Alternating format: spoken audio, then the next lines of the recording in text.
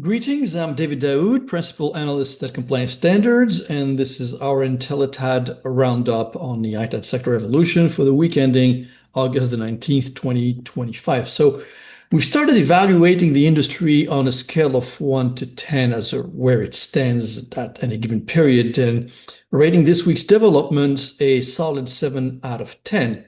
Just for your information, a rating of 1 essentially describes an industry facing significant economic headwinds as well as systemic disruption.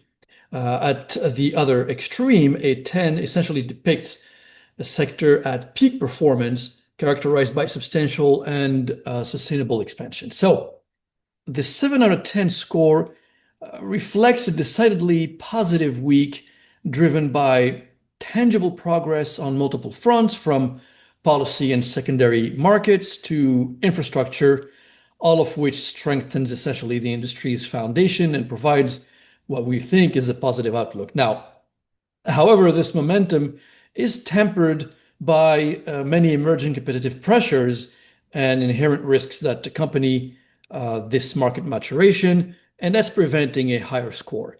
The climate is one of a constructive incremental strengthening, and savvy ITAD companies should be able to work to strengthen their position there. So here are some of the top line details worth mentioning that clients have access to. Now, the positive drivers, or what I would call the core momentum. Number one, we see the mainstreaming of the secondary market. So this is probably the most significant positive trend. The legitimization of refurbished goods is accelerating through OEM validations. We're seeing Samsung adding premium foldables to its certified line, marketplace alignments, for example, eBay prioritizing certified listings, and we're seeing cultural acceptance, mainstream media, for example, promoting refurbs for back to school. Now, if you're an ITAD executive, obviously looking for guidance, this validates essentially resale channels and creates the potential for higher and more stable resale values. Number two, there are favorable regulatory tailwinds. Concrete policy changes are essentially creating durable growth opportunities. In Europe, for instance, the UK's WE reform levels the playing field, while key US state laws in Texas and Oregon streamline repair operations, and bills in Illinois and New York expand the pool of mandated e-waste feedstock. There's also the $500 million in federal DOE funding for battery recycling that's further signaled some government support for the so-called circular economy. Three, grounded strategic growth. The industry is showing signs of smart investments. We're reporting about Pulse Supply Chain's Dallas hub as an example of a calculated regional expansion designed to capture enterprise clients by offering proximity and agility.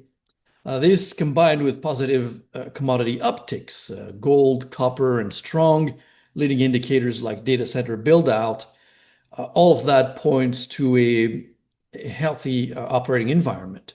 Now, there are tempering factors, and there's also emerging risks. That's why we rated this week 7, not 8 or 9. One is the double-edged sword of refurbishment's rise. The same trend legitimizing secondary markets is also raising the quality bar as OEMs like Samsung and marketplaces like eBay push for certified warranty products. They create a higher standard of quality. ITAD providers who cannot meet these OEM grade certification levels could probably be, or certainly be, marginalized even if the market is expanding. Secondly is calculated, not guaranteed expansion. While Pulse expansion, like many other similar moves we've tracked recently, is a positive signal, its success is not guaranteed. The analysis that we published on IntelliTAD says that without securing consistent, high-value enterprise feedstock, the economics of such a regional hub could be stretched thin, confirming again the inherent risks of capacity investment. Thirdly is the fragmented and incremental progress. Initiatives like Synetics, ITAD as a service are recognized as marketing innovations rather than structural economic shifts. And likewise, community events like the ones Cascade is preparing for are valuable for branding, but have a marginal impact on volume. Now, on the policy front, while state level action is positive, the continued absence of a federal e-waste or right to repair law in the US essentially means that compliance remains a fragmented and complex challenge. So the link to IntelliTAD.3 is listed below. Thank you for your time. Until our next talk, goodbye.